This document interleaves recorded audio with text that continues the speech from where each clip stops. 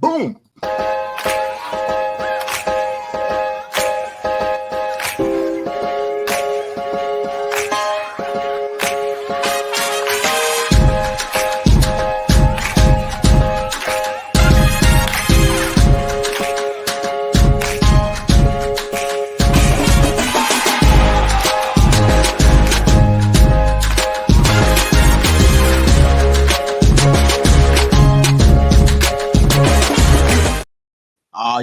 Yeah. Welcome back to the All-Purpose Pod for an all-purpose life, wherever you are and however you're hearing. They call me Mr. U, the podcast.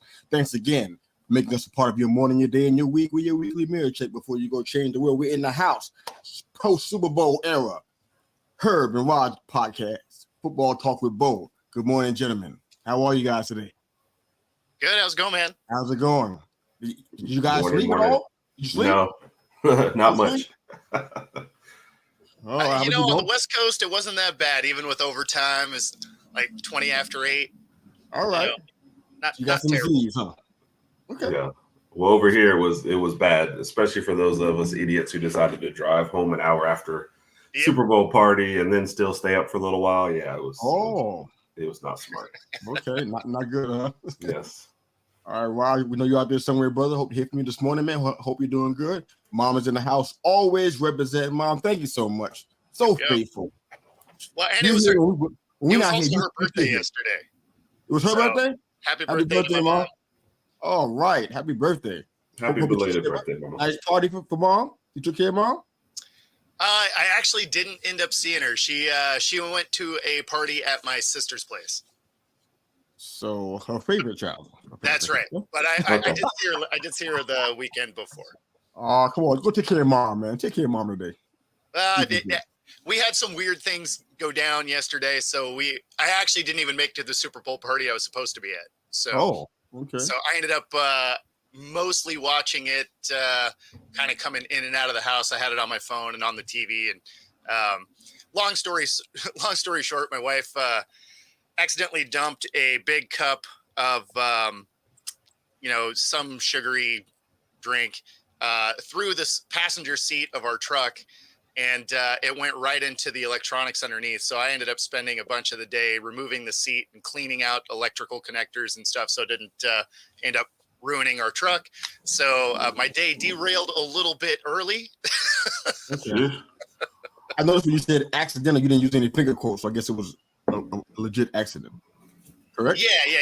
Yeah. Basically, the thing, like her bag fell over, and it was in her bag, and it wasn't tight enough, and right through the seat. So I'm asking that because it's not hard to believe that people, especially some spouses, don't want this other spouse to watch the Super Bowl, so they'll find ways to. Oh yeah, no. There definitely wasn't. And going to Target and anything to avoid you getting a chance to enjoy that game for like 4 hours. So it's not. No. It's kind of unheard of, but thank God it's not that this time around. She was supposed to come to the party that I was going to. Sweet. Full support. It was, I like it. Yeah, no, it was it was unfortunate though, because that would have been way more fun than tearing the seats apart and removing them from the truck and airing out carpet and yeah. Well, hopefully you're all caught up. How about you, Herb? Did the wife come to the party with you? No, this was like older guys from church, my parents' church. So I was more there in the support of the family. I walked in and there's a list of 7 things that I needed to do before we you were there as a W9 hire. Yes. So I had chores to do before everybody got there. So see, that's why I show up late. Yes. Wow. I don't know about your mom, Bo, but I show up late and she may have just killed me and buried me out back. So I was like, no, I'll get there on time and get. See, I get to pass on that one because guaranteed, if my mom's showing up, she's gonna be late. So if I show up late, this is at her house though, so I can. I know, right? But that's easy to be like, hey, every other time. She can hear you, right? Yeah, this is a joke I will tell her. In fact, when I was at their house a week ago, I was like, yeah, I saw one of those things that you win $1 million if you invite somebody and they're late. I was like, well, I'm inviting you. Because guaranteed wow. we are winning So cash. when you woke up, what happened after that? After you woke up? No, she knows she's late. Well, she's on time for this show. I give her props. She is that. She is that. Mom, good morning and happy belated birthday to you. We thank you so much. Well, Absolutely. there's a whole bunch of stuff we can talk about, but go ahead and address the elephant in the room right now, the Super Bowl. Also the end of football as we have come to know it. I don't know what to say to the UFL yet. I'm not ready to cross that bridge yet. I don't know. I'm just like, I'm not there yet. So I don't know what we're going to even see. Maybe Kadarius Toney could be on one of them teams and he'll be an all-pro in the UFL. I don't know. Something else. But right now, we're like, okay, here we are. You see the end of it? They already got a bunch of dudes that can't catch. What are you talking about? Yeah. Maybe of those that can catch, the one that can catch the best. I mean, I don't know. I'm just spitballing. But this is it. This is the big game. This is the close out of the season. Now we're talking about off-season salary caps and NFL drafts, man. But yesterday's game, man. Cues the "It's so hard to say goodbye to yesterday" music in the background. There you go. See my caption right there. That's what I was hearing all yesterday. I'm like, wow. And some commercial after they had that for one of the Super Bowl commercials. Yep. And it's supposed to be funny, but it hit me a different way. Like, I feel something in here. It's kind of, I'm like, yeah, I am saying goodbye, aren't I? So it was a little bit melancholy for me with that. I'm like, now I'm going to go to other sports. Not bad, but this is football's always been king, at least in my neck of the sports world. So I'm sure it's the same with Herb as well to a college football, especially there too. Got to make the transition to pickleball and pickleball will hurt me less. That's what I always think. The pictures I sent you guys over the weekend of the of our business team playing pickleball. We got a little late, so I watched them because I didn't see that.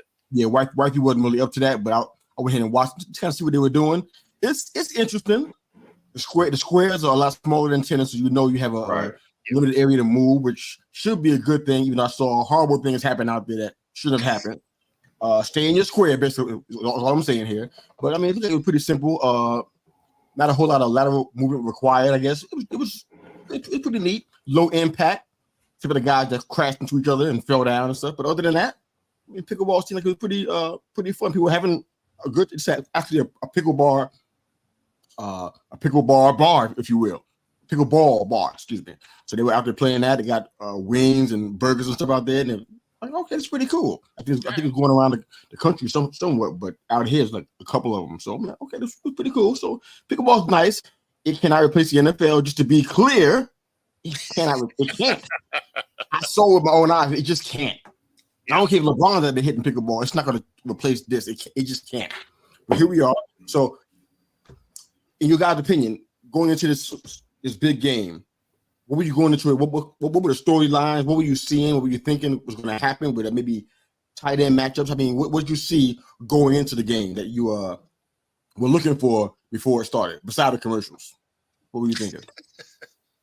Some of it played out early for me. I felt like the 49ers were the better team, but I felt like Kansas City, like this whole playoff run just feels like we're going to find a way to hang around and get it done. And I never felt like the 49ers would create separation. I think that's would be their downfall, if they lost. Like my final pick, I ended up picking Kansas City.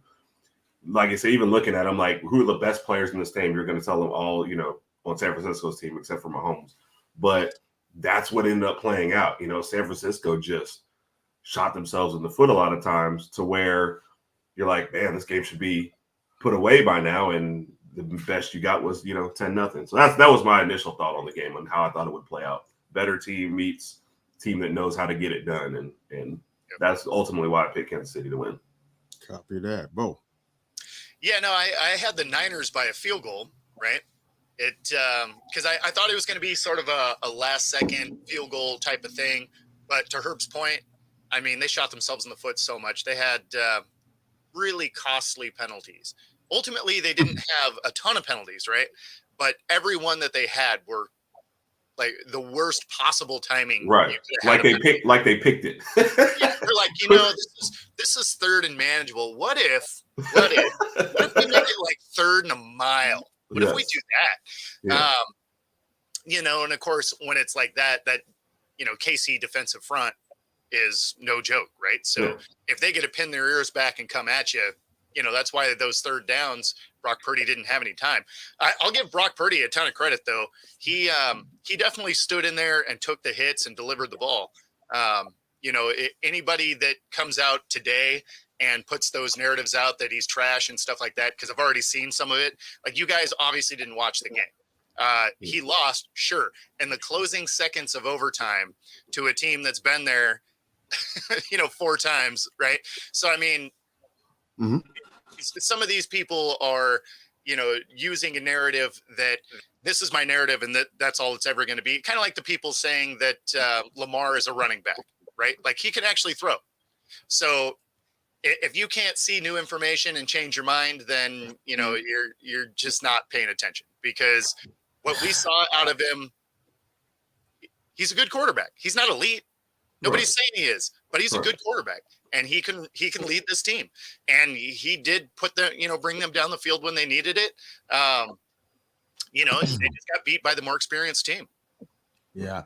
Before I jump on that, I want to piggyback what you were saying about the comments that you're seeing out there. I'm like, that's the kind of stuff that it frustrates me about social media overall, because it's not just Twitter anyways, but also the world that we live in with podcasting. It frustrates me so much. I know it shouldn't. I know I need to get over it and whatever. I'm saying, but like, why are you like this? Why are you talking? Why are you doing this? You know what I'm saying? These guys sitting here, they don't play. Maybe never had. Even if you did play back in the day, who cares? You didn't play on the level that he's on right now. Right. Yeah, he was Mr. Irrelevant, but he took his team to a Super Bowl. Something you've never experienced in your corporate world. You're never going to see the highest heights of your profession. Most folks don't. I'm saying this guy is at the pinnacle. I mean, hate on Jalen Hurts from last year, but he went to the Super Bowl, man. Yes. You know how hard it is to do that? You think it's easy? Yeah. People pick guys in the teams in the Super Bowl before the season starts, but it's a guess. You got nothing to go on. On paper, I can't even help you because things change, injuries happen, trades happen. None of that stuff is certifiably absolute. And you get sitting here talking after the fact this guy done played his guts out. You talk about now he's trash. You wanna let him go and let Shanahan go after the Super Bowl? I did see that. Plan? I mean, these guys. I don't understand what these guys are doing, man. They just talk about. I want to. We can come back to that if you guys want to. I got time for it. Well, it's funny because they're acting like they lost to some scrub teams. Like, you lost to the best team in the league. Like, that's the last game that you lost. You we're lost not talking like you lost to Carolina and the season's over. Like, I just don't. I don't get it. There's a lot of teams that would take Purdy in a heartbeat. You lost to a dynasty, right? In overtime in the final second. Well, I mean, I don't know how much more you want, but I have seen a lot of they need to fire Shanahan and all of that. They're like, oh, he's blown 10-point leads in three different Super Bowls. It's like, yeah, but that also means he got to 3 different Super Bowls, right? Plus, in the years he wasn't in the Super Bowl, where did he end up leaving the playoffs? The NFC Championship. Not exactly terrible runs here. Right. What do we always say? Like with because I always bring back and there goes my Roll Tide to bring that. There's like 2 or 3 teams. Kansas City wouldn't trade place with San Francisco, but like Dallas would. Like there's a million other teams that would instantly trade place with San Francisco, maybe except for 1 or 2. So like absolutely. Let's not pretend. I don't understand the chat. It's like.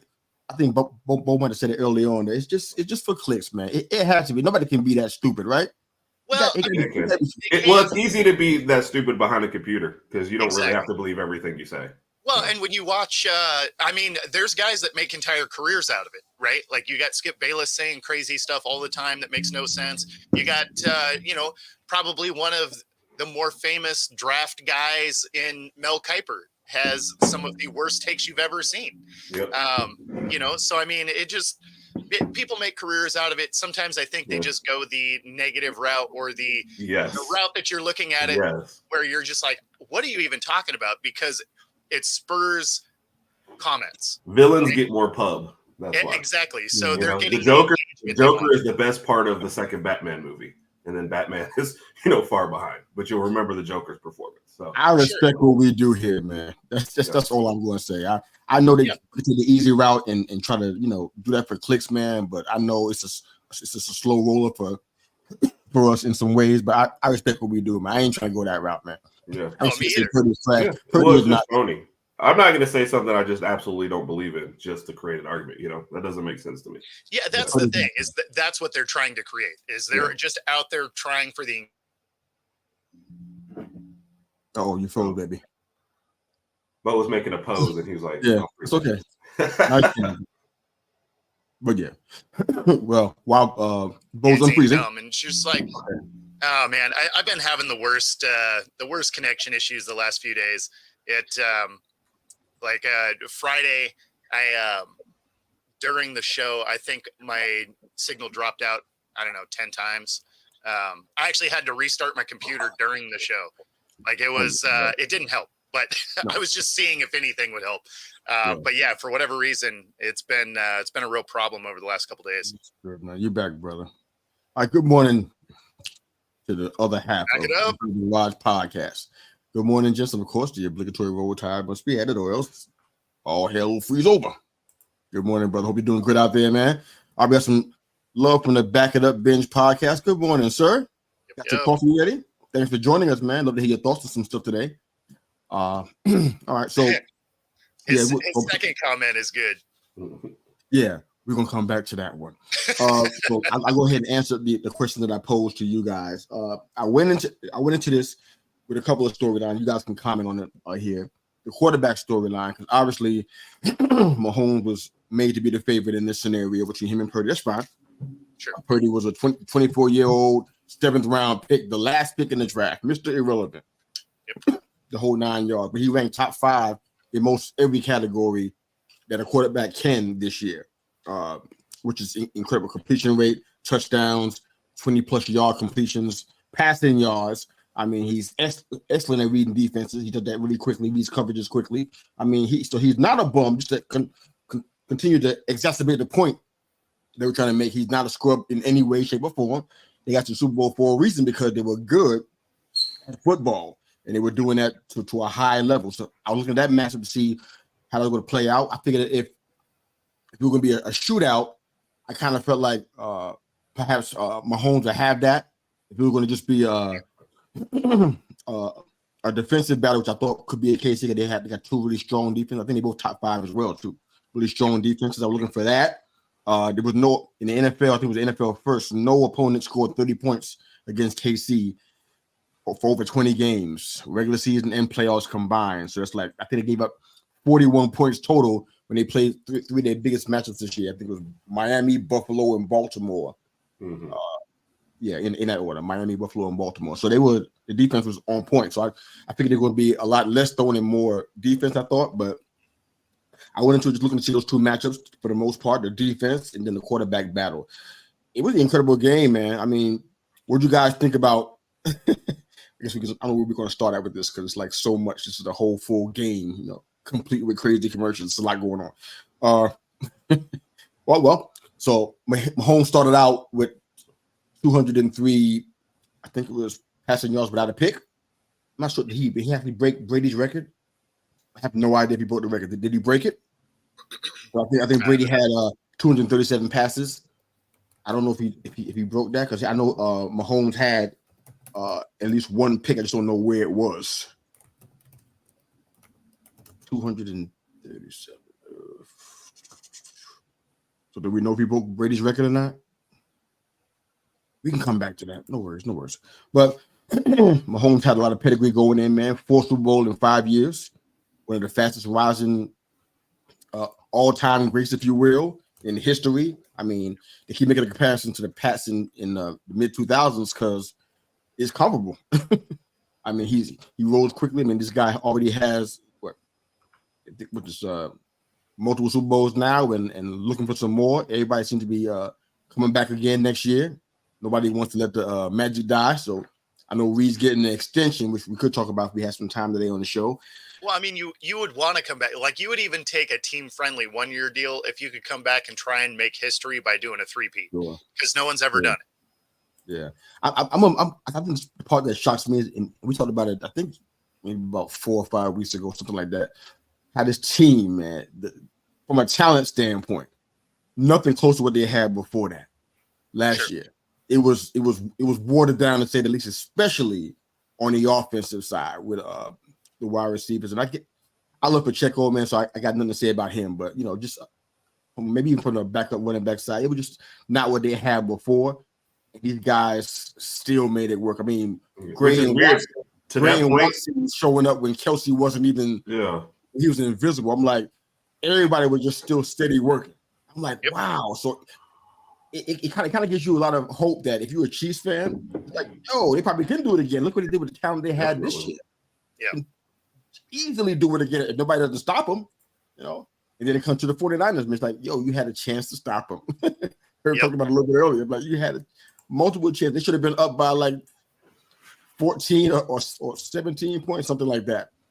Before they even got to the half, they had that many chances. I'm like, now I went to the bathroom a couple of times, came back, and the ball was in the Chiefs. I'm like, what happened? Wife's in the kitchen, like, what happened? I didn't see it. I'm like, I didn't get the ball back so quick. So there was a lot of opportunities there to kind of put the champs down, man, because you got to when you play a team of that caliber. They've been here before, and it's been a while since you've been here. So they got pedigree on their side and experience. And it's like, wow, it was an opportunity missed. What you thinking? Yeah, I think one of the biggest turning points in that game was that punt that went off one of the guy's feet. I mean, the guy that was not catching the punt. Yeah, exactly. That hands down was the turning point of that game, because up to that point, both defenses were playing well. They were just kind of punching back and forth, but not really doing, not really moving the ball a ton. So them having that, that lead, I think the Niners would have been able to close it out if not for something like that. I mean, this game was going to come down to a big play like that. Yeah. Was that a coaching faux pas, you think? Was that coaching? Because I think somebody was on commentary, Pablo Romo, saying that they already should know you're not touching that ball when that happens. Well, he wasn't trying to touch the ball. So it bounced off his foot. Yeah. Yeah, the second guy. It didn't bounce off of his foot. It bounced off the guy that was in front of him. That's what I'm saying. It bounced off of that guy's foot. So I don't know how that's as soon as that happens, you have to get that ball because it's a live ball now. So you can't just be like, never mind. As soon as it touches one of your players, that's a live ball. So you have to make a play at it. Now he should have dove on it rather than. That's what I think. Yeah. That's what I think. Yeah, like I don't know why these guys always want to try and scoop. Like just retain the ball. Like that's the biggest thing. Yeah. But yeah, I mean that's not really a coaching thing as far as the guy. Like he was trying to clear out, right? Yeah. Like he was pushing, yelling, and you could see him. Yeah, you could see him directing traffic, and the guy it hit the back of his ankle as he was trying to clear out of the way. I mean, there's not much more you could have done there. The only coaching thing that really would have been different there is jump on that ball. Do not try and scoop it. Yeah. And where was he scooping? Because he's running towards the sideline. So at best, you're going to get the exact same yards. He was actually going backwards. Like it was going to be way worse. So I was like, there was no benefit to scooping anything there. Like no. I mean, you just dive on that thing. It's like he was expecting a bounce. Yeah, I just felt like kind of like backed up because he was expecting it to bounce back. I don't know what he was thinking exactly. At that point, the possession was the most important thing. After he saw the hit, just fall down on that ball. Yeah, exactly. Exactly. Wow. But to go back, I just think the third quarter in general was just terrible for the 49ers. Kansas City, I know they were going for that double-double. They score right before half. They get the ball back. They start off that quarter in like the worst way. You get a fumble that you recover, you lose yardage. You throw an interception. San Francisco started on the 44. Like you have to have points in that, Yes. But I think the first 3 drives of the third quarter, they ran the ball one time. Like I don't understand. Like I understand what you may or may not think about Purdy, but McCaffrey's your best player. Like touches. Yeah. He's got to touch the ball, and especially if you're starting from the 44. Like I don't get how that quarter started. That is actually one of the things that is kind of behind the fire Shanahan narrative is he doesn't like to run the ball when he's ahead. And that has been true. So that is a real statement in the Super Bowls anyway. And so that is kind of bizarre because what's the one thing when you have a lead? Run the ball, shoot the clock. Right. Like, they won the ball control battle. They were winning that. Especially when your running game is working. Yes. Right? Now, it's one thing like if you are ahead, but the running game just ain't there. Okay, fair enough, right? It just ain't there. But in this case, it was your most effective piece of your offense. Yes. Why would you abandon it in the third quarter? Let the thing get knotted up. Like, none of that makes sense. Yeah. Especially, like I said, you started in plus territory. Like, I need a couple runs to at least set up a field goal. You have to come away from points in that, exactly. And the way that quarter goes, and then all of a sudden, like I said, no touches for him. Kansas City was not playing well in that third quarter. All of a sudden, they're the first person to score. And it's just, I feel like that, the opening drive, of course, everybody's going to talk about that. That fumble was definitely a killer. But I feel like the third quarter, they had a chance to bounce back from the whole thing. So now I always have an Alabama narrative for it. I remember LSU's championship when they came to Tuscaloosa, and we're actually on the end zone on that side, and Tua has the ball. It's third down, rolls out to his right. I don't think he's going to score. First off, he's not fleet of foot. I also don't think he's going to get a good pass off because he's rolling right, and he'd have to turn back around. And then he just drops the ball. Nobody hits him anything. He just drops the ball, and the LSU defender comes and jumps on it. And you could just see the air just kind of let out of the whole place. And then LSU walked right back down and scored. And when I was watching that, that's what I felt like kind of changed the offensive momentum early, where everything's cooking. Like Kansas City was just on their heels. Yep. And that just kind of deflated. And then the next one you get back, you hit a big play, and then all of a sudden, penalty, and you're punting again.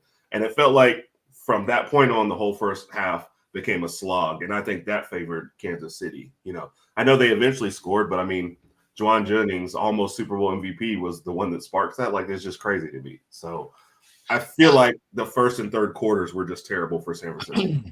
I mean, this was definitely going to be a defensive battle, though, right? Mm-hmm. Like, both these defenses were top five. I mean, despite the fact that these offenses were good, you knew that this was going to be, a slugfest the whole way. Like it was not going to be that shootout. It was funny because, you watch a lot of things. They're like, oh yeah, this is going to be like 35, 32. And I'm like, you guys are out of your minds. Did you forget that they had good defense on these teams? Or are you just used to the old Chiefs? Or like, what are we talking about right now? Yeah. There's a few things concerning to me. To be fair, I wanted to look back at how many times, how they used McCaffrey, at least in the past 5 games, leading to the end of the season, leading to the playoffs. They didn't give him a lot of carries. I think 20 was probably his max. So I don't know if Shanahan was just being stubborn and trying to stick with that because it quote unquote worked before. But this situation, it just felt to me, and from things that I was seeing, and the commentators, now these guys are not on the field. You know where they are, right? They're in the booth somewhere, right? They're not on the field. And they're saying that the KC defense is gassed. So what do you do with that information? If they're gassed, you keep on running the ball, right? I mean, you're already winning the ball control battle in the time of possession, which is like, okay, against the world champions, more of that, please. So exactly. I don't understand, even though it broke pattern to give him more carries, because that's not what you've been doing for the past, maybe even longer than the past 5 games. You do it anyway because it's an in-game situation. That's what I'm like, okay, the coaching part, that's where we have a problem. I ain't saying fire Shanahan. I'm just saying we got a problem because in-game, you're not adjusting to what's actually happening. You're not changing stuff. And I'm going to be the guy to go consistent. He's consistent with that decision-making. I mean, I know, but you got to – but it's a red flag. Okay, sure. Let's just be honest about it, man. In-game adjustments. Heard talk about Alabama. I was gonna do a college thing, but I'm gonna do it because it makes sense in this situation. Like with Michigan, one of the things I love about that team the past couple of years, or past few years, is because even though they went into a situation like they played a Purdue or somebody who they didn't expect to give them a fight, when they got to the half, they came out and they adjusted. They made changes, and guess what they did? They started stomping the competition out. You know what I'm saying? In this case, you already know that, normally McCaffrey has a certain amount of carries. Okay, you keep doing that when you see the other defense is struggling, and you got them on their heels. You keep on winning down their throat and control the ball because you give Mahomes the ball. What happens? You start doing Mahomes magical type stuff, and that's how they lost this game because you didn't stick to what was working and trying to be. I don't know if it was being stubborn or not, but it felt like it was that kind of thing. On top of that, that whole third down conversion deal. I feel like we talk about that stuff every single week with the team. Every time we break a team down that has a really bad game, it's like come down to third downs again, 3 for 12.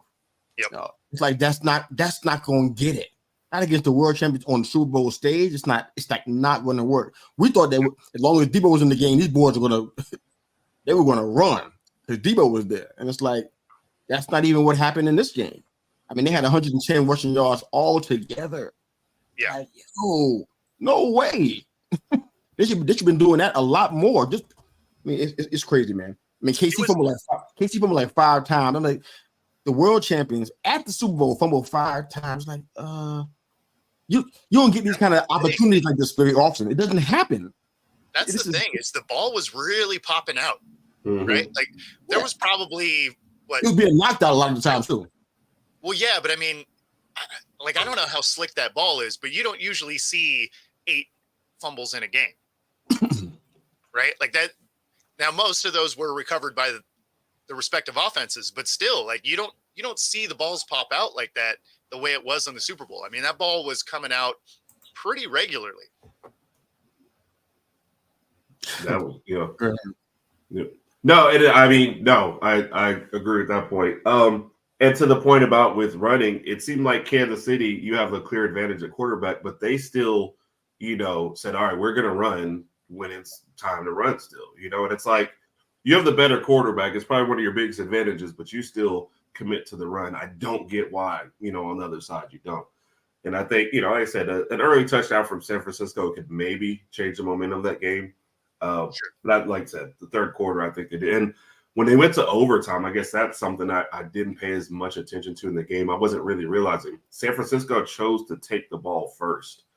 And to me, if you're taking the ball first with these new overtime rules, like you have to have a touchdown against. That's where I thought they lost. Yeah, against Kansas City. And you basically got bailed out. I mean, you're a 3rd and 13, you get a 5-yard holding call on the first down. Like that game was almost over quicker, right? You had new life, and I'm just like, you have to score a touchdown here. Like I'm almost thinking, and I know when it got down there, you got to kick the field goal, but I think your play calling has to reflect like we've got to score here, guys. We give Patrick Mahomes the ball back and all this time, like they're going down to score. This game's about to be over. So, especially because KC had been moving the ball pretty well, right at the end there. So I mean, all of a sudden, you didn't have the confidence in that defense that you did in the first half, right? Yeah. Like KC kind of figured it out, started moving the ball a lot. So yeah, I mean, you have to come away with 7 to keep this thing moving. Yeah. They were on a 9-yard line, right? Yeah. I think sometimes we overcomplicate things and make it like they were on the Kansas City's 9-yard line with McCaffrey back there. How many times have we seen this movie? Yeah. They've given it to him and he's running in every. It didn't matter who they were playing against. Yep. It's like why we trying to do something different in the biggest game, for all the marbles? Why we trying to do something different right now? I mean, I love you some Jake Moody because he's a former go blue. I'm down with that, but I mean, come on, it's C-Mac back there. Give him the rock and let him run them boys over. That's what he's been doing. Yeah. He's kicking field goals, but to your point, I think it was Hurt's point earlier. It's that third quarter though. It wasn't the overtime. I think at the end of the day, when overtime happened, me personally, I feel like, you know what? It didn't matter who got the ball first. I didn't say, I didn't tweet it, I didn't post it, but in my mind, like, this is where the champions are going to take over. Just watch. This is where that experience kicked in right here in that kind of moment. To her point, it was the third quarter, man. Yep. That's where everything died. I mean, 0, a goose egg, nothing. No, and that a field goal there, and guess what? We're talking about a tie going in overtime. That was one of the things I was worried about with San Fran coming in. It's like, man, if you get them, you can't let them hang around. Yes. Right. Like you can't let KC hang around. They will beat you with experience. Yeah.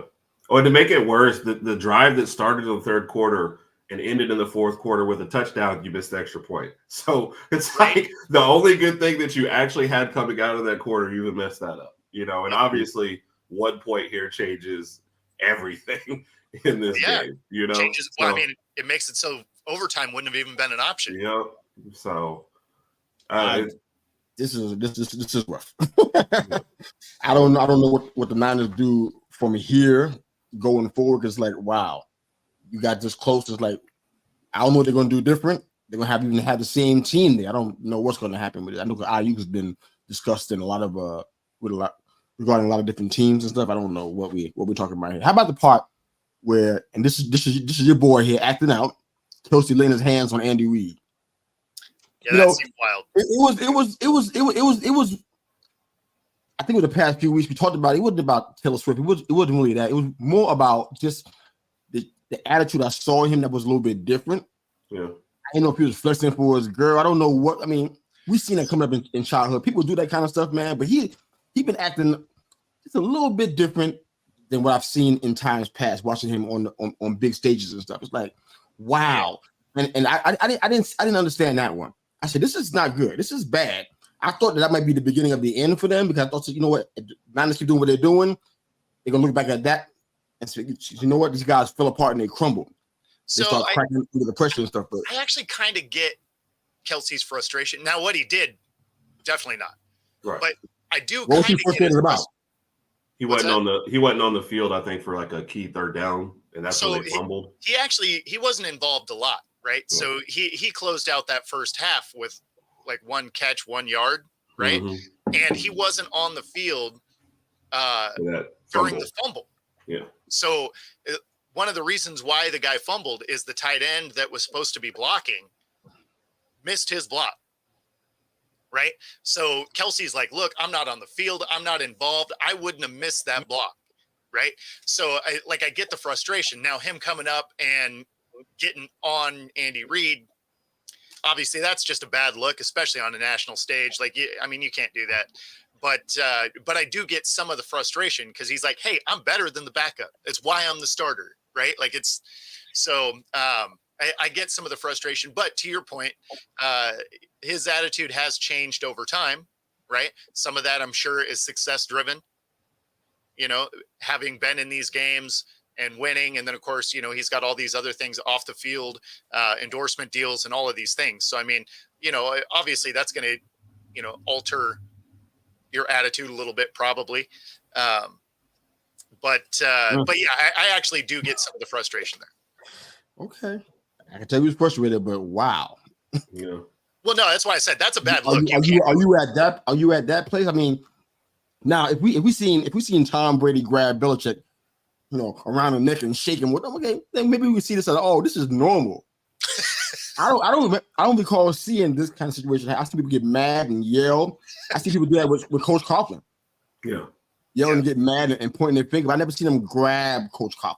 Yeah. The level of respect that you just have for your head coach, no matter what the situation is, you find out who you are in adverse situations. Yeah. Well, especially with a guy like Andy Reid, he doesn't seem like the, super hard on you, I guess, yelling at you all the time, screaming kind of. He was shocked. He was like, oh my God. Yeah. Like, I can see you wanting to choke Belichick because he seems like the grumpy old guy. Like, I can see him drive you to that. It never happened, though. And that's what I'm saying. It never. So with Reid, it's just, like you said, it's just a bad look. You saw what A.J. Brown tweeted. He's like, if that was me, I'd be kicked out the league right now. Yeah, so he's not wrong. Yeah. Something to think about there. Why didn't? Yeah. Is that going to happen? No, nothing's going to happen. He will probably get a fine from the NFL because it was caught on camera. Yeah. So, like, had it not got on camera, nothing would probably happen at all. But because it was on camera, assaulted and battered, but nothing's going to happen, huh? Nothing's going to happen, but I bet he gets a fine from the NFL. Yeah, and then they win the game, and we forget a lot of things when you win. So. Oh yeah. Yes. Imagine if they hadn't won. It's like that would be the highlight. It would be the highlight. Yeah. This is like you said, like this is where it all fell apart. This is the play that started the downfall of the Chiefs dynasty. That's the next headline. So. Yep. They were on the ropes, man. You could tell by the sideline demeanor. Even Mahomes, he was flustered. It was like, wow. This happened to the world champs on this stage. You thought it was a chance.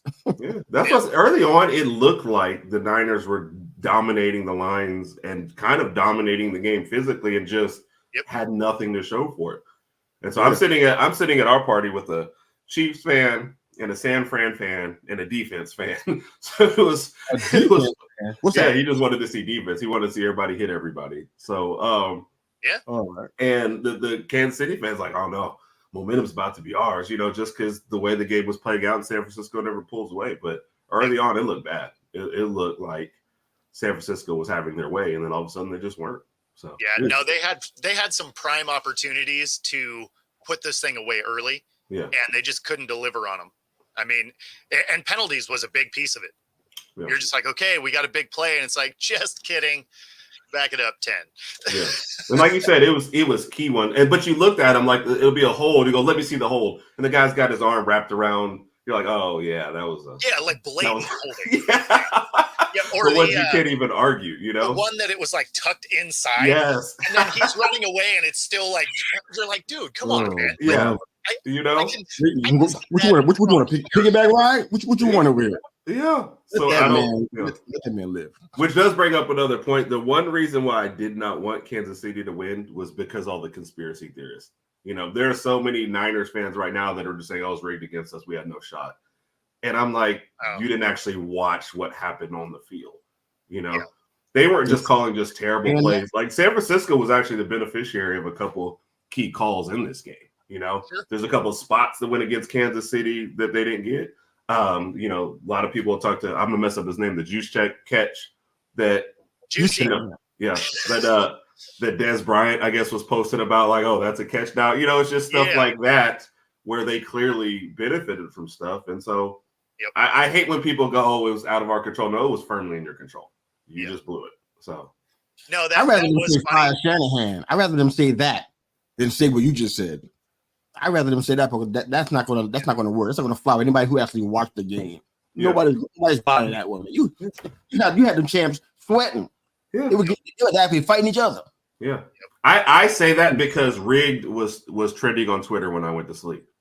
Yeah. And so Rasheed Rice. Remember that one too? Rasheed Rice and Mahomes. You saw that? Yeah.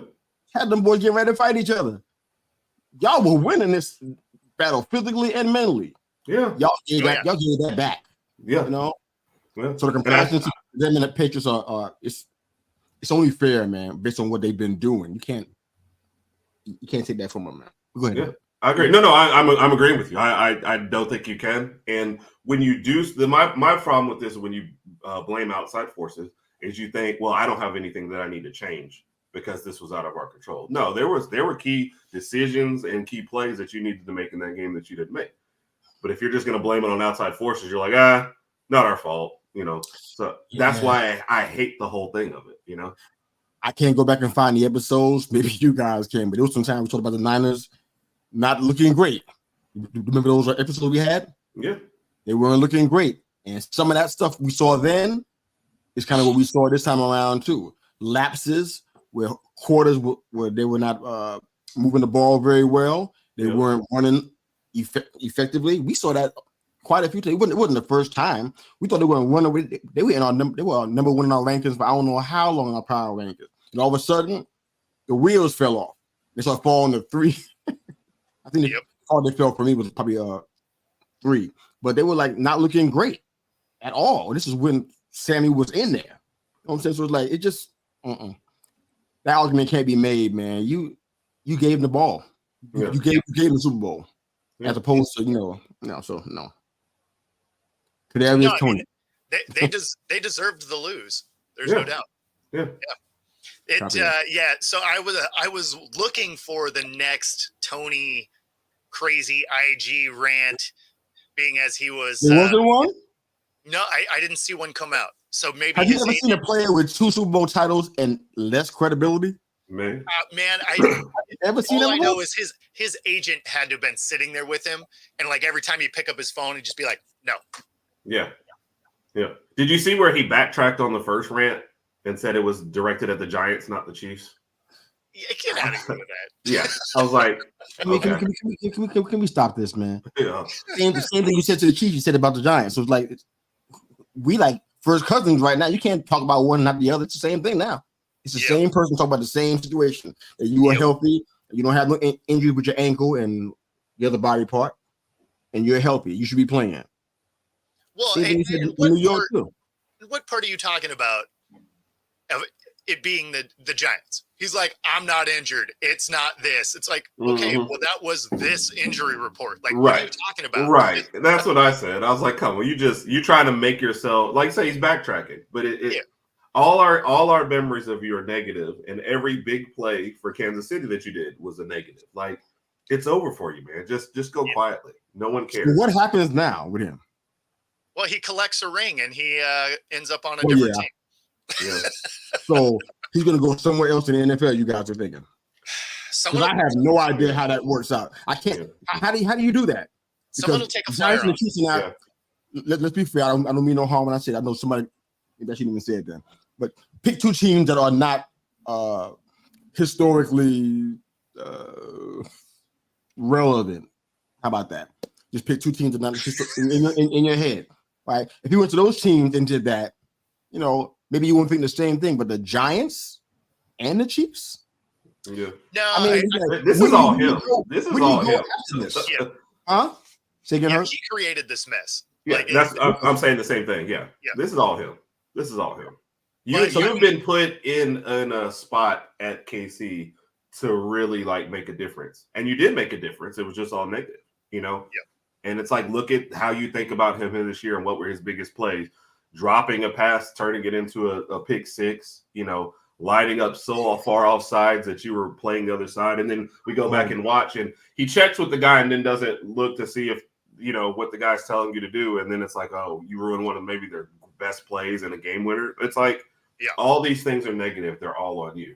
And who takes a flyer on them? I mean, you have to be a team that's thinking maybe I could get an athletic force. Like Josh Gordon stuck around forever. And, you know, he was suspended a year, played a year, suspended a year, played a year. So I could see a team like the Bears taking a flyer on him. Which would be so. I mean, after who was it? Was it Claypool, or who they just take after it's already failed? Maybe not, but they brought Claypool in from Pittsburgh. Yeah. But I agree. Somebody's gonna take a flyer. He'll be in the league next year, but it won't be good. Well, and the reason someone will take a flyer on him is because you're going to get him for nothing. Yeah. Right. Yep. You're going to get him for free, and at that point, you're like, okay, well, let's see what we can do. But at the same time, it doesn't cost you anything to have the guy. So if he's terrible, you're like, yeah, you know what? Turns out you're actually just bad at football. Why don't you have a seat over there? Yeah. But some exec is somewhere sitting there going, he was a former first rounder. And I'm like, was he though? I mean, I thought that was early. So yeah, That's not who I wanted. I had a list of the guys that I actually wanted. It was like about 5 or 6 of them. Right. Yeah, well, I'm not saying it's justified that he was, but I know how people justify the decisions they make. And that's what it's going to be. Some exec is talking to the GM, and that's what they're going to do. Former first rounder, we can get it for cheap. Let's get him and a wide receiver. Nah, man. But versus the culture, let's just ignore everything. What about the culture, though? Is he going to come make something better? No. He's on the Chiefs and the Giants. Yeah. No. He's going to be a problem. Like, there's no positive. Yeah. I'm not saying it's a smart decision. I'm saying someone will, which is why I think someone like the Bears might do it. Yeah. and to that point, the people who make these decisions, we all worked in business. The people who make the decisions don't have to live with the decisions. So they'll get them. They don't have to be in the locker room. And then when it's a problem, they're like, oh, you guys couldn't handle that? Like, I thought you had good leadership. You know what I mean? It's a shuffling of night. So that's exactly what's going to happen. How do you explain it? Like I said, I told you, it's a former first rounder for cheap. Boom. I know, man. Exactly. We got to give up nothing. You couldn't make it on a team that had history, that had Super Bowl pedigree. You couldn't make it on a team that actually was a Super Bowl champion. Yeah. There ain't nothing left, man. I agree. Where else you going? I agree. I'm just telling you. I'm just getting you into the mind of the people who are about to make a terrible decision. I mean, it's like you're arguing with people that agree with you. Yeah. No, I'm not arguing. I'm asking you to help me because I don't see it. I can't. I need to go someplace else and rehab himself. I But can't you know, justify that. you can't do on the know Bears, decision man. maker.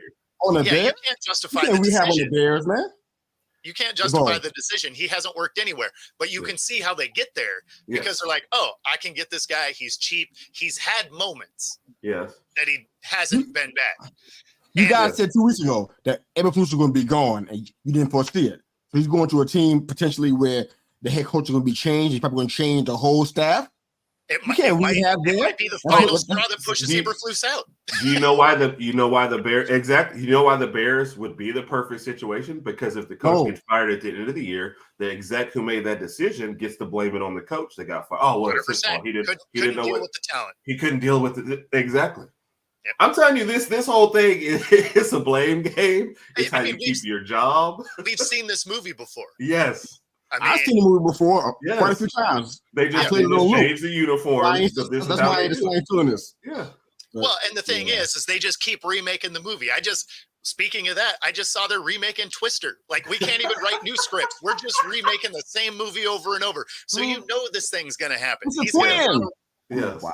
Yeah, like he's going to be on a roster. Yep. He's not going to be effective realistically. Yep. And then people are going to be like, I don't understand. It's like, well, I don't know, because we've watched it for the last few years.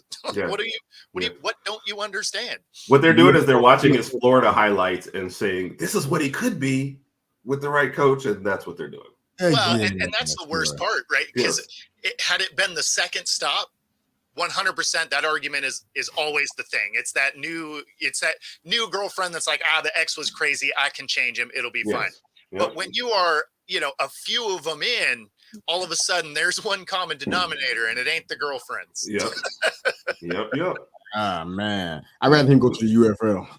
That's the probably one of the best places where he can maybe perhaps rehab his career if it's possible. That's Chicago. Well, I mean, if he's really got guys like him there that you're trying to get rid of now. If he's trying to rehab his career, the NFL is probably the best place to do it, but because you're in front of all the cameras. But the biggest thing is you better figure out how to make your hands not stone anymore. Like you got to actually let that ball get in there. Oh, righty, man. Okay. Struggling with that one, but it's okay. We got a few things on the NFL front that we're going to chat a little bit about. I've got some more time left here. All right, so your guys are about Hassan Reddick, trade request from Philly. Which of you guys want him on your squad? 87 tackles, 27 sacks, tied for 12th last year. In 2 years, those numbers almost matched his entire 4 years in Arizona and 1 year in Carolina. Do you like him? I mean, he would probably help the Seahawks defense. That this is the worst. This is the worst sell job ever.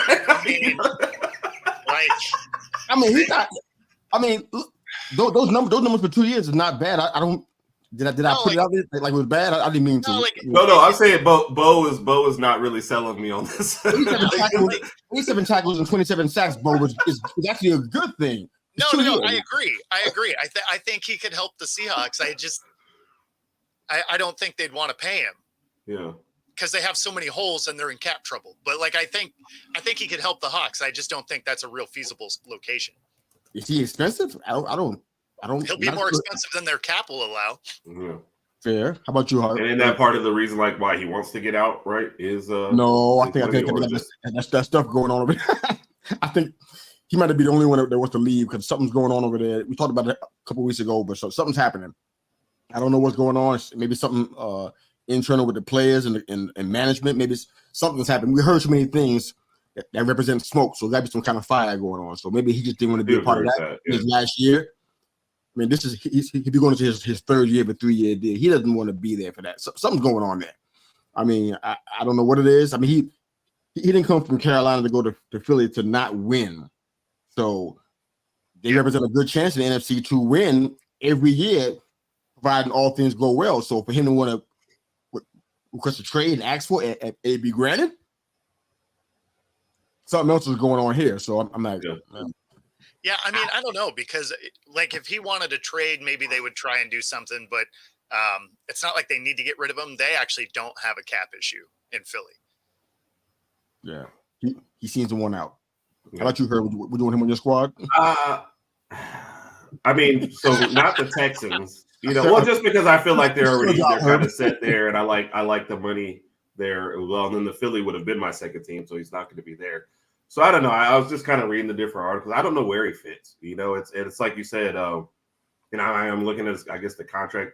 I always think it's funny the way the NFL does stuff. He's like set to make $15 million this year, but his cap hit is like $21 million. So it's like, this is why they need to get rid of him. So I don't know. It seemed like it would be a good pickup for somebody. I have no idea who yet. I wouldn't want him on the Texans though. I don't know that that's where they need to invest the next bit for them. So yeah, I'm not even sure that if we even need another edge rusher. I think we either we have one for sure, but almost we have one that we like, or we think about getting one in the draft, which I have also read that as well, and that'd be like cheaper than him no matter what. So. Yeah, and that's what I would think y'all would do. But I thought y'all were going to kind of address offense first or line first before. On that with the first pick? Yeah. Yeah, there's probably no question about the be a quarterback or a lineman. I'd be very, very shocked. Not real with a feather. If they pick something other than those two positions with that six pick. So not quite sure. All right. Wink Martindale got a job. Yep. I don't know where I'm at with this. I've been thinking about it. I'm like, okay, good. I mean, Michigan, see, one thing that people who are Michigan naysayers, they don't realize is that these guys that are coaching here are NFL caliber coaches. They're not some guys, coaching high school ball and a single A ball. That's not what's happening. These guys got NFL pedigrees, a lot of them. So to have somebody who is a bona fide NFL coach, that's a good thing, but I'm kind of like, okay, if I didn't see everything happen with the Giants kind of up close as much as I can be, I'd be like, okay, what are we getting ready to do here? What kind of chemistry set are we about to build here? Because he had some problems with something. Right. He acted out like full blown tantrum in some cases. I'm like, so now you're gonna go over here to this place where it's a powder keg all by itself. Get these guys that are over the team that they do things differently. Let me just put it like that. Sure. And I always worry about NFL guys going to college. Like, are they ready for the recruiting and the NIL and everything? Well, but he's not the head coach. He's just going back as a DC. Yeah, but I still like position coaches have to do just like they rank the position coaches as far as how good a recruiter they are. And, you have to recruit and keep your own guys. And I just feel like, I don't know. That's always my question whenever somebody goes from NFL to college. So like at the Super Bowl party we were at, and the Super Bowl party we were at, so one of the people asked me about Alabama's OC, and they were like, "What about Eric Bieniemy?" That was the first thing out of my mouth. So I don't want an NFL guy coming back to college right now. Well, and you definitely can't have like a guy that has a reputation of being a harder coach. Exactly. Like that is not going to be a great recruiter. Right. So, but that's how those were like the first things I brought. Like you have to have somebody who can relate to the kids now. Yep. And you know how it is. You have to recruit other players and you have to recruit your own guys that are already on your team. And that's what I think of when we first put that up. And I was like, I mean, is he prepared for everything that's going to go on in college these days? So, it's that last part that's the worst part is you have to recruit your own players all the time. Yeah. Okay. So make sure I understand. I'm pretty sure I'm clear on this, but the DC is in charge of the D-line coach, right? Is that how that works? Or they work independent? Well, I mean, a DC will kind of blankets everything, right? He has position coaches that run the positions. Right. Like he'll have his scheme that he wants them to run, but he relies on those position coaches to implement it. Right. That's what I thought. Okay, so heard about Scruggs from Wisconsin, D-line coach out there. It looks like the ink isn't dry on anything yet, but it looks like he's going to be coming over as a D-line coach for Michigan. Okay. So that's an area that I guess Wink won't be specifically dealing with, nor the secondaries. I think we got rid of our secondaries coach, so I guess we need somebody else to be there. But so Wink could be the DC, so he'll be kind of overseeing all of that stuff. So to answer that question, I guess he's bringing, like you said, Bo, primarily defensive schemes and defensive mindsets. I mean, it could work. I was just wondering about the attitude part. I love it. idea of scores coming over. I'm excited about that. I think we could use help in that area. So do you think the problem was with Wink, or do you just think it was the relationship between him and Dable? Right? Because they seemed like they had an issue. Yeah, I think a little bit of both because Dable is not some softy. Right. So let you run all over him, even though Wink is probably older. It's like it doesn't mean that Wink is afforded some kind of special privileges because you're older than the coach. So I kind of feel like he was, it was kind of like a pissing contest, and it really shouldn't have been that because this team was already struggling as it was. We didn't need that kind of infighting on the sidelines too. So I kind of felt it was a combination of both. Maybe he felt like he deserved more because I think he wanted to be a head coach too. So I think he may have tried to interview for that and it didn't happen for him. So it could be a little bit of that too going on there. I mean, so I think you're right. There's some issues with Dayball too. I think some attitude issues too. I mean, look how you reacted. How old are you? That was my thing with Dayball. In your 60s and you show out. I'm like, I'm cognizant of that kind of stuff. I'm like, okay, I know how old I am. I can't be out here acting a fool in public. I can't be having no tantrums or whatnot. Oh my God, this sandwich is cold. I can't be doing all that kind of stuff like that. Yeah. I gotta be professional. So you know what? This sandwich is cold. I can't pay for this. Do you mind giving me a fresh, hot sandwich like what I paid for? I can't be out here throwing sandwiches at the drive-thru and flipping folks off on the high. I can't be doing that kind of stuff like that because I care about my image and my reputation. Wink is like sitting here having full-blown meltdowns. I'm like, why? Yeah. Why do you think that's okay at your age? Don't you got grandkids? Are they watching this? So there's a whole bunch of stuff going on there, but it's like, going into a tangent, guys. It's just you got billionaires throwing drinks at fans. Like, I mean, it was just a weird year. Yeah. Good way to get slapped in the face. Yeah. Good job. Keep that going. But well, he had a great 2022 with us, and then the next year he just regressed, fell off of the map, 26th and 29th in all the areas that counted as a defensive coach. So we got opportunity here because our defense was already pretty good. I mean, if number one, I would hope he can't mess it up. But we'll find out. We'll find out. But that's what we are with that way. Any other thoughts about Wink when we go to the Raiders? No, I mean, I'm just interested to see what it is happens there. It was like that. Michigan's going to be interesting to watch. Washington is going to be very interesting since they got the entire team strip mined over this last week and a half. It's a lot going on. Yeah, I mean, they only have 2 of their starters coming back. They had 20 players get scalped by other teams. They lose all their coaching. Like Washington's going to be a dumpster fire, I think, coming into next year. Michigan is going to be very interesting because you guys lost a lot of players, right? Some of them to the transfer portal, some of them to the NFL, some of them graduated. Obviously, you're going to have a whole new coaching staff. I don't know. Both these teams look like they're going to have a little bit of a harder road next year. Yeah. You guys on Twitter want me to try to capitulate and just fall apart because I'm like, nah, I'm still riding this way, baby. You ain't killing me. So I know that there's a lot of changes happening. It's going to be a lot different than what we've been seeing. Yep. A lot of players going into the draft, so it's going to be a whole bunch of new talent. I know that. Are we going to win and be undefeated every year? No.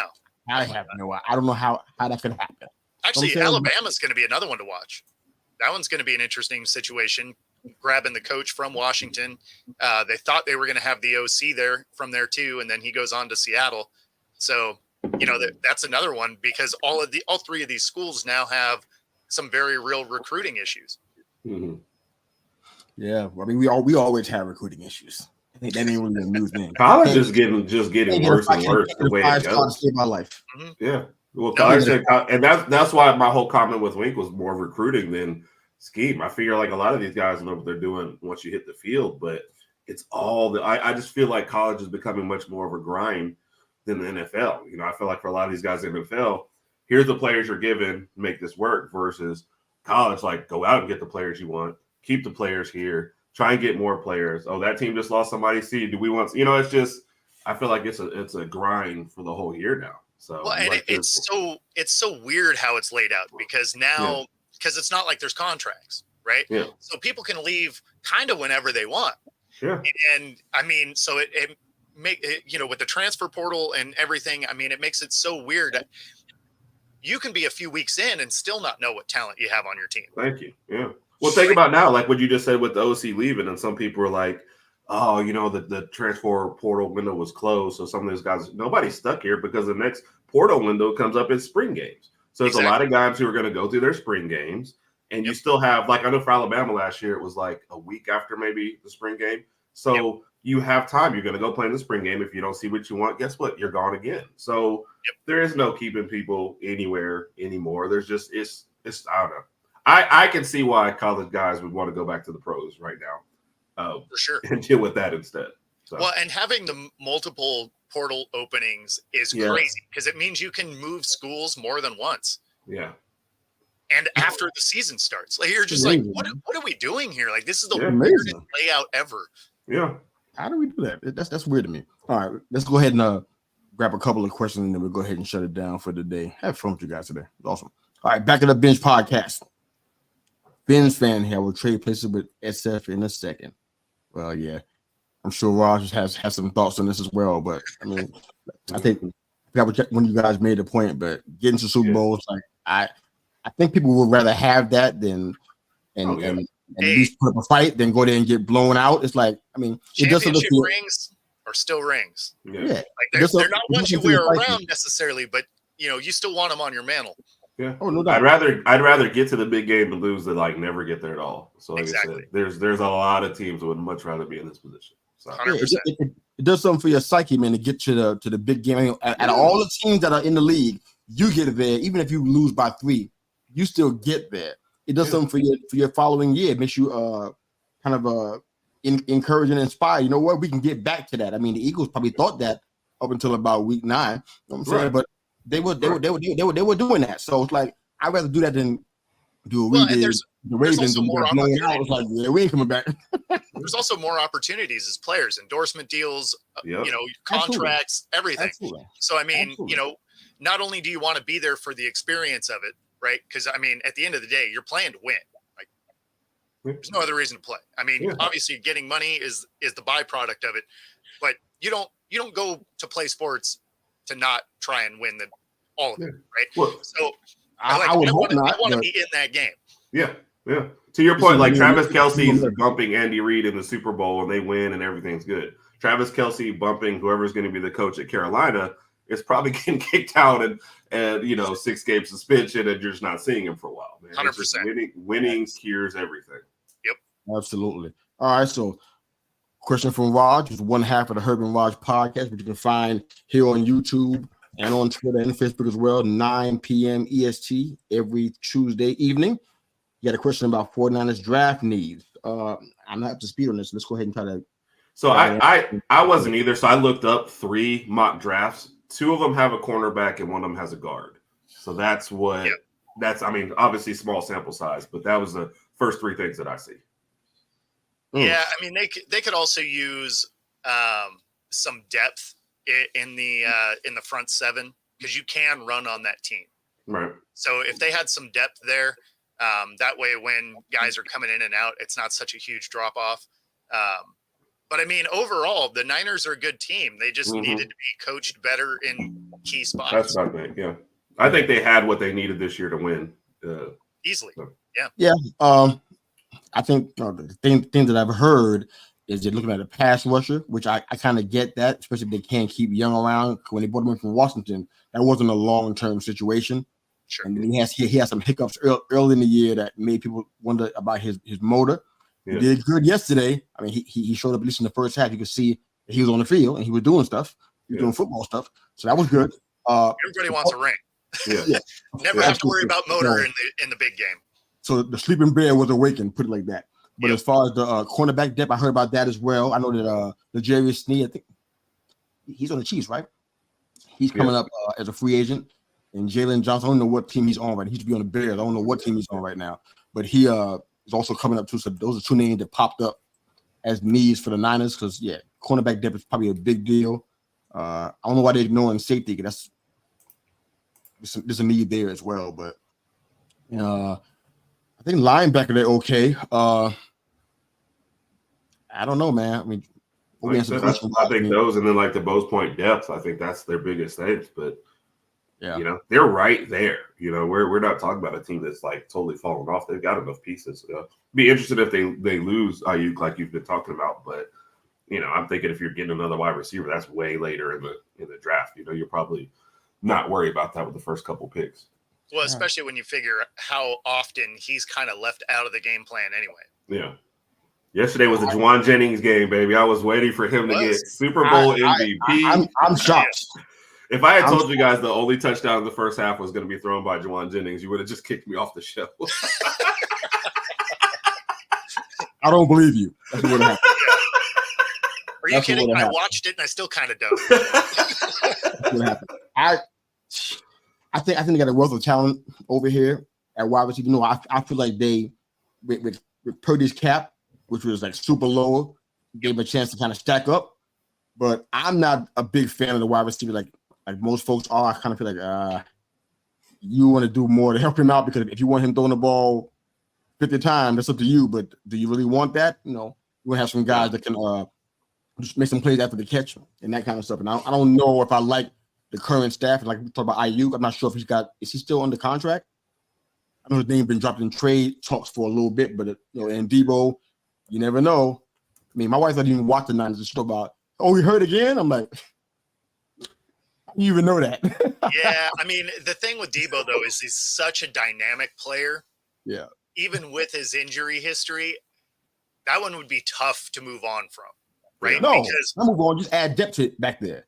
Oh, gotcha. So when that eventually happens, because it probably will. You know, you got some backup back there. Jalen was a surprise. I didn't expect that at all. Yeah. Leading up to this game, like, he gonna do what? I'm totally shocked. But some more depth would have helped me. Back to Ray McLeod. I mean, that's who got left behind these guys. Chris Conley, who he even played yesterday. Chris Conley and Ray McLeod. They've been all around. They've been spread around quite a bit throughout the league, and that's for a reason. So getting some wide receiver depth would be a really good idea for them if you were trying to do that in the draft and focus on that, Raj. Wide receiver depth would be a good idea, along with cornerback and we say running back depth. Is that what we said? Running back and so it looks like you've got him until 2025. So I guess one more year on his 4-year contract. I mean, getting some depth there wouldn't be a bad idea, because although he was healthy this year, historically he hasn't been. Yeah.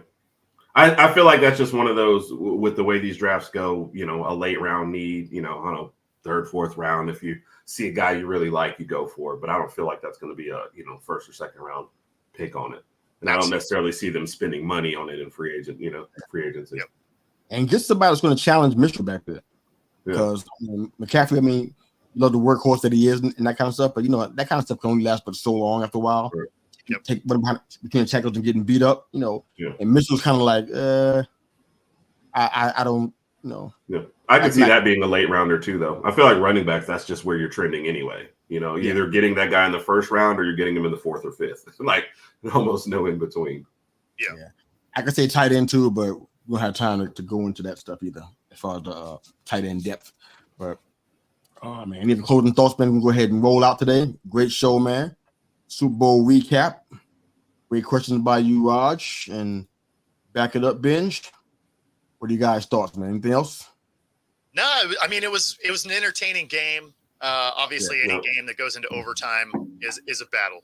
So I mean, it was a fun watch. It was a fun watch. It would have been not every game that goes into overtime is entertaining though, Bo. Some of them are gut wrenching and they force you to choose other sports. Just saying. You love it, man. You love football and we love you, brother. It's all good, man. It's all good, baby. I'll tell you what, man. I don't know. Like I said, I ain't sure about this whole where do we go from here. I got my Yankees fans hitting me up. We connected and talking baseball. I'm like, oh man, feels good, but pigskin part. If you tell me we're gonna do baseball, I just need a week's notice. I gotta find a team, and I gotta find a team. Yeah, I don't have a baseball team. I root against more teams. The Royals. They're closer. You pick the Royals. Let's keep moving. The Braves are closer to me, but they're not. Yeah. Is he? Yeah. How far do you think Kansas City is from me? I thought like a few hours. I drive to from Birmingham, Alabama to Kansas City.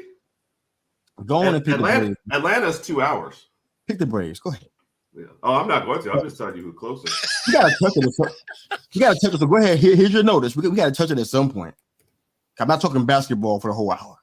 So we're talking baseball at some point in time. Go ahead and start your research. And then the UFL. I don't know how we even start. Yeah, it's 12 hours to Kansas City for me. Okay. Oh, yeah, that's a drive. Not worth the investment, huh? No, it's 2 hours for Atlanta. All right, man. Well, guys, man, it's been awesome, man. Well, wherever you are and however you're hearing it, come Mr. You the podcast. Thank you again. Make us a part of your morning, your day, and your week, man. We love you guys and we appreciate you. We out.